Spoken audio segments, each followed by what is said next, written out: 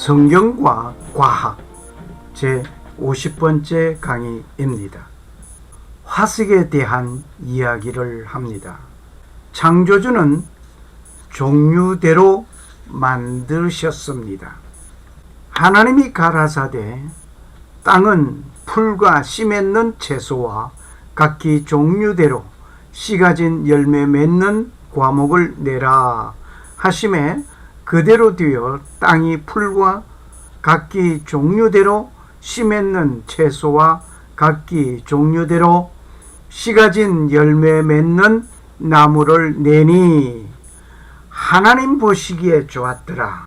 하나님이 가라사대 생물을 그 종류대로 내대 육축과 기는 것과 땅의 짐승을 종류대로 내라 하시고 그대로 되니라.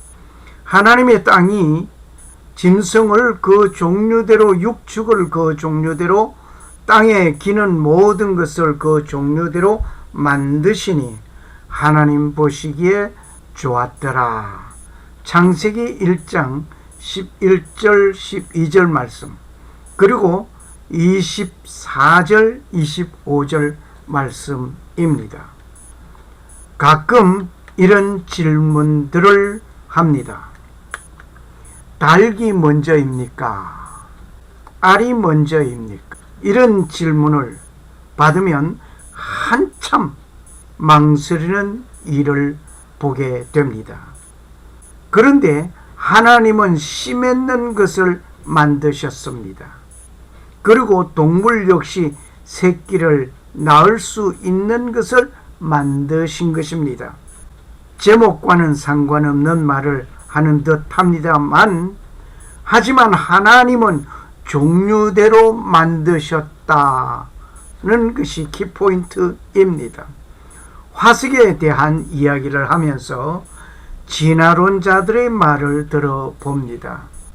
화석에 대한 이야기 우리는 너무나 잘 알고 있습니다. 화석이 만들어지는 것은 죽은 후에 만들어집니까? 다시 말을 하면 생물이 죽은 후에 만들어지는가? 아니면 살아있는 상태에서 화석이 만들어지는가? 이 질문을 던지겠습니다. 여러분의 답을 한번 내려보아 주시면 감사하겠습니다. 여러분이 어떤 답을 내린다 할지라도 저는 여러분의 답을 들을 사이가 없이 계속 강의는 진행해야 하겠습니다. 지구상에 화석이 얼마나 많은가에 대한 답은 우리 한번 들어보겠습니다. 그 대한 답은 900억 개, 어이구 900만 개도 아니고 900억 개. 즉 다시 말하면 지구에 널려 있는 게 화석이라는 말입니다.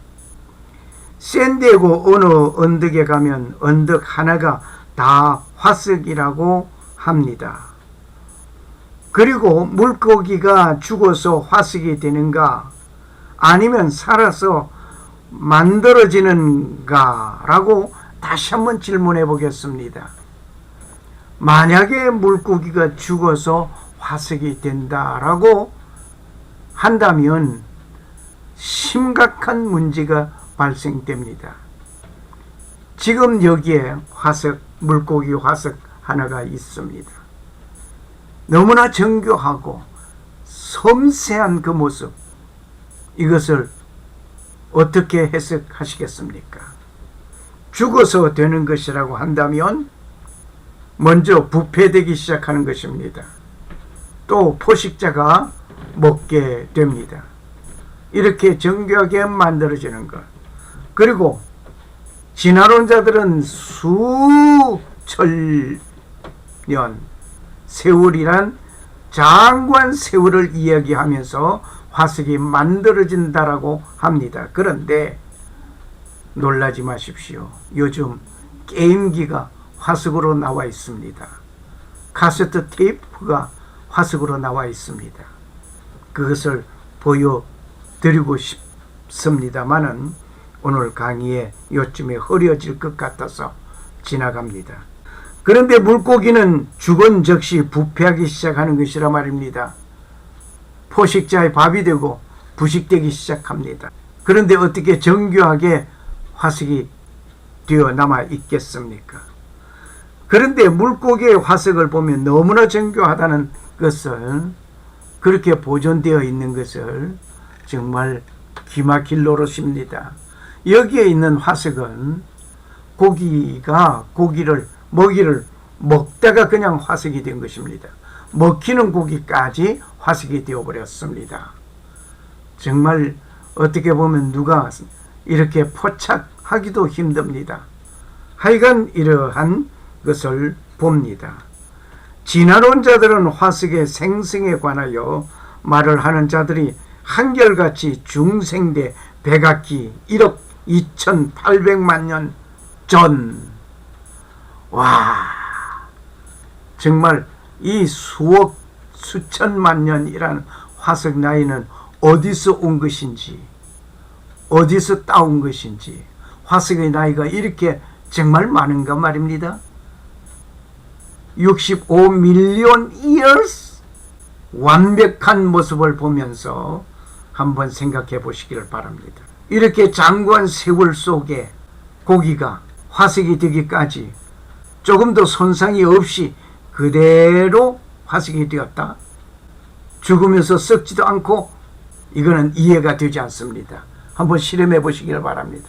고기가 죽으면 어떻게 되나, 이렇게 남아 있겠는지. 장구한 세월을 가지고 화석이 만들어졌다고 하지만 결코 그것이 아닙니다. 만일 그렇게 장구한 세월에 만들어지는 화석이라면 물고기가 죽으면서 변질이 되기 시작하는데, 물고기 화석은 꼬리 지느러미까지 완벽한 보존이 되어 있습니다. 이것이 가능할까요? 절대 불가능한 이야기입니다. 고기 화석을 보십시오. 고기가 죽은 다음에 화석이 되는 것이 아니라는 증거입니다. 고기는 갑자기 매몰된 것입니다. 물고기가 살아있는 순간 갑자기 매몰된 것이라 말입니다. 조개 화석도 마찬가지입니다. 여기에 조개 화석은 입을 다 다물고 있습니다.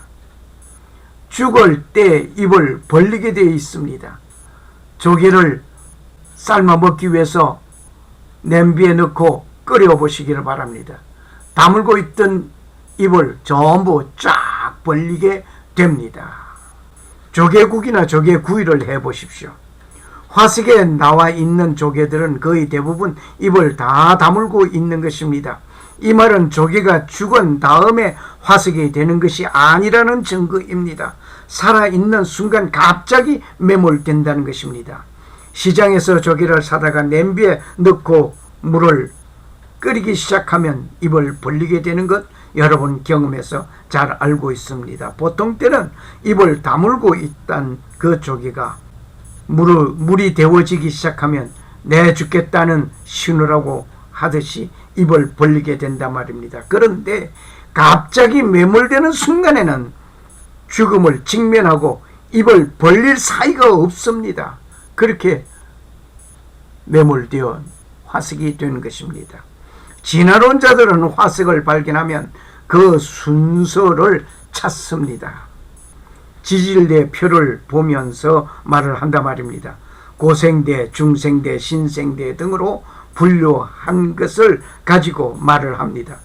화석은 어느 시대에 있는 것이 아니고 널려 있는 것이 화석입니다. 지구의 지붕이라고 하는 히말라야 산맥에 웅장한 곳이 있습니다. 이 산은 해발 8,844m입니다. 이곳에도 조개 화석이 있다는 이야기를 등산가들이 보고 이야기하고 있습니다. 그곳에 화석이 나오는 이유는 원래 이곳이 히말라야 산이 바다 밑에 있던 지각이 융기적되어 바다였던 곳이 지금 거대한 산맥으로 바뀌어졌기 때문에 그 높은 산맥 위에 조개와 같은 바다 생물의 흔적이 나타난 것입니다. 화석을 보고 진화론자들은 진화의 정거라고 말을 하고 있습니다. 그런데 그 화석을 보면 처음 것이나 지금 생존하고 있는 것이나 다를 바 없이 똑같습니다. 하나님께서 처음 창조하실 때 종류대로 창조하셨다라고 기록하셨습니다. 씨 맺는 채소와 각기 종류대로 씨가 진 열매 맺는 과목을 내라 하심에 그대로 되니 땅이 풀과 각기 종류대로 씨 맺는 채소와 각기 종류대로 씨가 진 열매 맺는 나무를 내니 하나님 보시기에 좋았더라. 하나님이 가라사대 생물을 그 종류대로 내되 육축과 기는 것과 땅의 짐승을 종류대로 내라 하시고 그대로 되니라. 하나님이 땅의 짐승을 그 종류대로, 육축을 그 종류대로, 땅에 기는 모든 것을 그 종류대로 만드시니 하나님 보시기에 좋았더라. 하나님은 종류대로 만들으셨습니다. 그런데 그 화석을 보면서 처음 것이나 다름없는 이 모습을 보면서 그래도 진화론 말을 믿겠습니까? 하나님께서는 처음부터 창조된 것은 종류대로 창조하셨습니다. 화석을 보고 진화된 정거라고 한다면 어떤 종류에서 어떤 과정을 통하여 어떤 모습으로 진화되었는지를 말을 해 주어야 하고 그 증거가 있어야 되는데 연속적으로 진화된 중간 단계가 하나도 발견되지 않았습니다.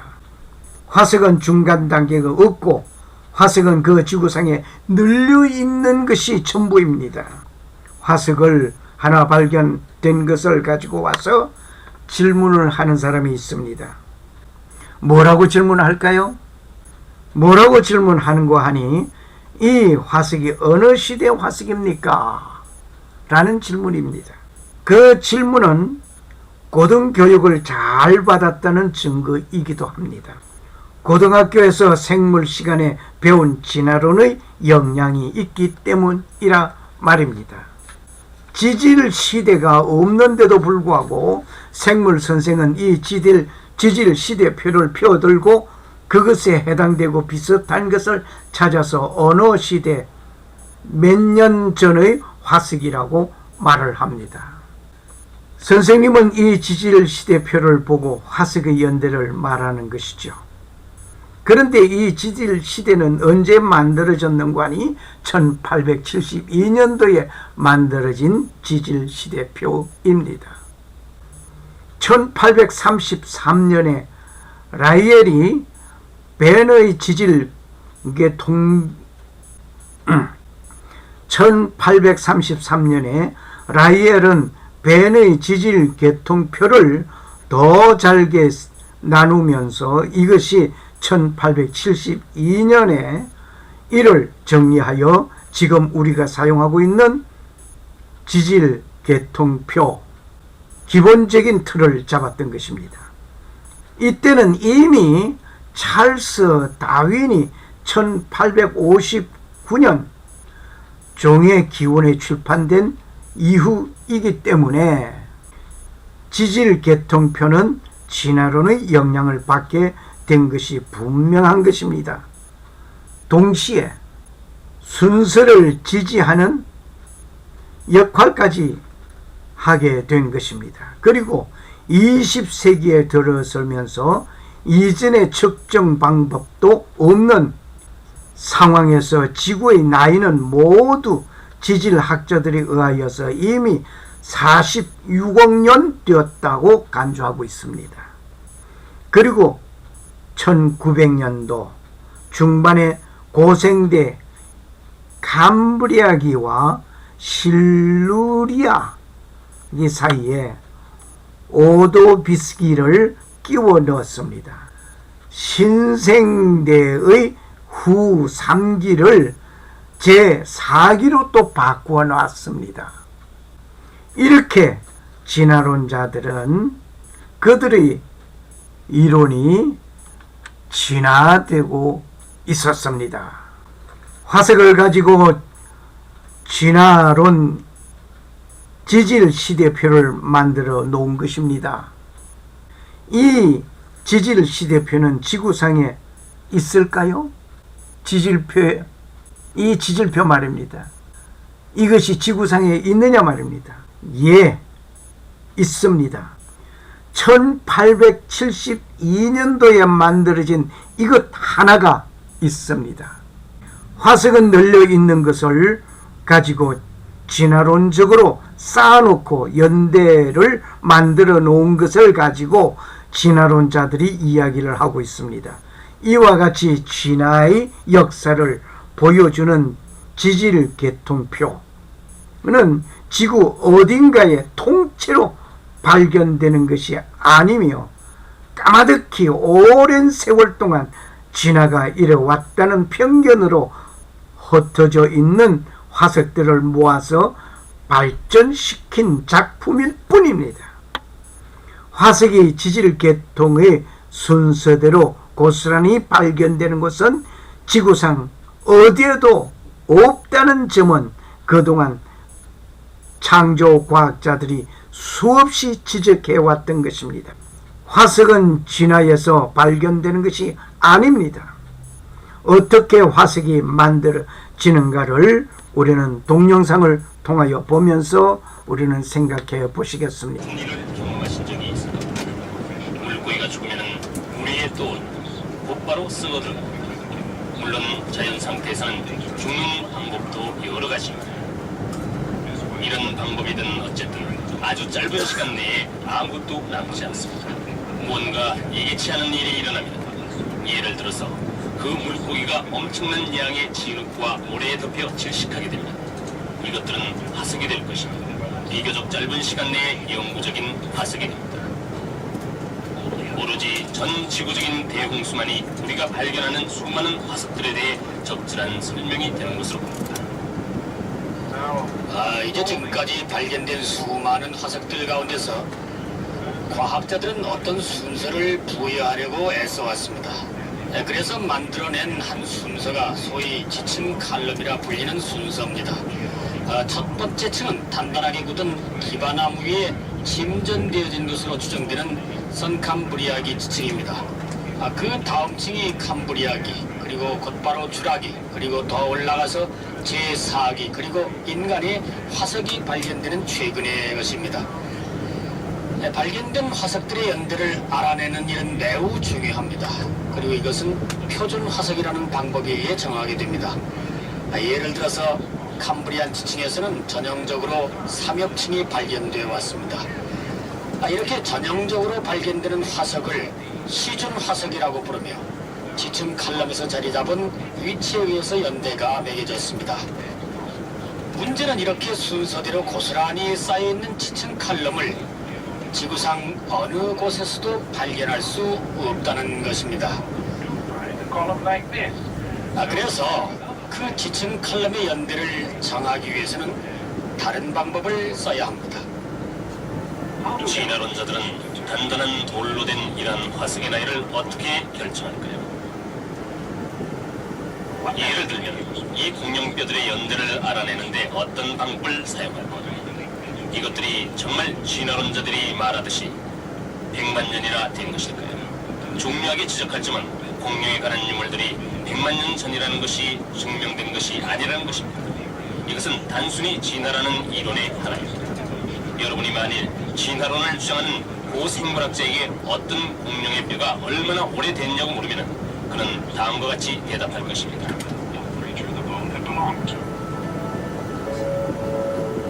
먼저 이 뼈가 어느 동물에 속한 것인지 정하게 됩니다. 다음에 어느 바위층에 화석이 묻혀 있었는지를 정하고, 그 다음에 지질학층이나 도표에서 이 바위층을 찾아볼 것입니다. 그리고 나서 고생물학자는 그 뼈가 가령 1억 년이 되었다라고 이야기할 것입니다. 그 뼈가 그렇게 오래되었다고 말하는 것은 화석이 묻혀있는 돌이 1억 년이 됐기 때문이라는 것입니다. 그런데 만일 우리가 그 지질학책을 쓴 지질학자에게 어떻게 바위의 연대를 알아냈는가를 물으면 그는 이 바위가 적어도 1억 년이 되었다고 확신하는데, 이유는 이런 종류의 공룡 화석이 그 바위 속에 있었기 때문이라고 말합니다.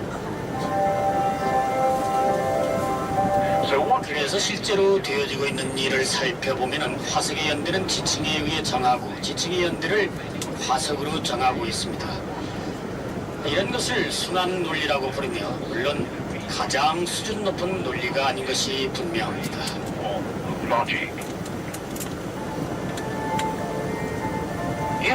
만일 진화론에서 주장하듯이 한 종이 차츰차츰 다음 종으로 진화되었다면 우리는 이러한 수많은 중간 형태를 볼 수 있어야 합니다. 해양 무척 동물에서 육지 동물로 진화되었다고 진화론자들은 말을 하고 있습니다. 조개와 같은 해양 무척 동물이 물고기로 진화하였다고 합니다. 물고기가 어쩌다가 앞다리가 나오고 뒷다리가 나왔다고 합니다. 그렇게 하여 개구리와 같은 양수류가 되었던 것입니다.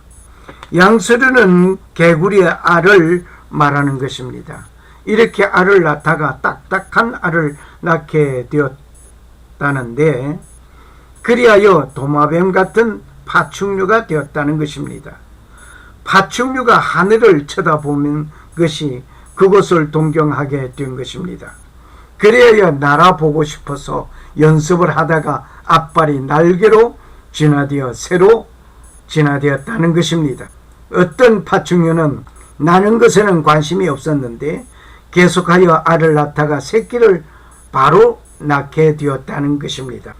이렇게 포유류가 되어 동물이 되고 원숭이로 진화되고 결국 사람이 되었다는 진화론자들의 말이 있습니다. 이 말을 믿는 자는 그 조상님이 원숭이님이 되겠습니다. 물론 원숭이 새끼라고 말을 한다면 기분 나쁜 말이겠지요. 아마 싸우자고 덤벼들 것입니다. 그런데 진화론자들의 이 말을 믿으면서 이 사실만은 안 믿으려고, 그게 뭔가 말이 안 맞는 일들입니다. 하여간 이렇습니다. 이 말은 변함없이 진화론자들이 순수로 말을 하고 있습니다. 만일 이것이 이 진화의 순서가 맞다고 한다면 이 중간 단계가 당연히 있어야 합니다. 뭔가 생물체가 다른 어떤 생물체로 뭔가 진화되고 발전되고 진화되고 발전되고 그래서 사람까지 되었습니다. 이게 진화론자들의 말이에요. 그런데 심각하지 않습니까? 중간 단계가 있어요. 다시 말을 하면은 박쥐가 되기까지 해서 박쥐가 되기까지 박쥐 되기 전에 쥐라고 가상을 해봅시다. 모양이 비슷하니까 원숭이가 사람 모양하고 비슷하다고 원숭이를 조상으로 만들어 놓은 진화론자들이요. 이것도 한번 생각해 보시길 바랍니다. 쥐하고 박쥐하고 비슷하다고 하니까 쥐가 앞발이 어떻게 해서 날개가 되고 그래서 날개된 박쥐가 되었다고 가상을 합시다. 그러면 앞발이 나오는 순수도 있어야 되고 말이 됩니까? 말이 안 돼요. 그러니까 그 중간 단계 하나도 내놓지 아니하고 화석의 박쥐 하나를 쳐다보고 이것이 진화의 증거다 그렇게 말을 한단 말입니다. 그런데 그 박쥐나 지금의 박쥐나 다른 것이 무엇이십니까? 똑같습니다. 하나님은 처음부터 종류대로 만들으셨습니다. 이 중간 단계가 하나도 없다는 얘기예요. 중간 단계 하나도 없이 그 종류대로 그대로 연결되는 연결고리 중간 단계가 하나도 없는데도 불구하고 진화론자들은 이렇게 진화되었다고 말을 하고 있습니다. 사람과 원숭이가 비슷하다고, 원숭이가 진화되어서 사람이 되었다 그런다고 한다면 원숭이님을 조상으로 잘 모셔야 하는데 왜 그렇지 않습니까? 원숭이 새끼라고 하면 왜 화를 냅니까? 과거에 저는 그 사건이 있었습니다. 생물성생 보고 원숭이가 진화돼서 사람이 되었다고 하기에 이 원숭이 새끼 그러면서 한바탕 소란을 피웠던 일도 있었습니다. 진화의 단계가 있다면 진화 진화된 그 단계, 연속적인 그 단계, 중간 단계가 있어야만 당연한 것입니다. 그것이 하나도 발견되지 않았습니다. 수억만 개 되는 900억 개가 되는 그 화석 가운데 하나도 진화된 중간 단계를 발견하지 못했습니다. 그런데도 계속 진화론자들은 떠들고 있습니다. 조개와 같은 것에서 물고기로 진화되었다면 중간 단계가 있어야 하는 것입니다. 진화론자들은 화석에 있는 것이라고 믿었습니다. 그런데 결코 없다는 것을 진화론자들도 나중에 알았습니다. 그럼에도 불구하고 교과서에는 그대로 실려 있단 말입니다. 강원도 영월에서 이런 화석이 나온 것을 봅니다. 강원도 영월에서 이런 화석이 나왔는데 이 화석이 나온 것을 보면 이건 물고기 종류거든요. 옛날에 그 강원도는 바다 속에 있었던 것이 분명합니다. 어떤 지각 변동으로 해서 네팔에 있는 그 높은 산이 지각 변동으로 인해서 산맥이 된 것처럼 우리 한반도도 역시 바닷속에 있던 어떤 지각이 변동되어져서 이렇게 솟구쳐 올라온 것이 분명한 것입니다. 이제 사실을 증언하고 있는 증인의 말씀에는 종류대로 만들으셨다고 기록하고 있습니다. 그 창조주를 영원한 구원자로 영접하시는 일이 지금 이 순간에 여러분에게 이루어지기를 소망합니다. 감사합니다. 감사합니다.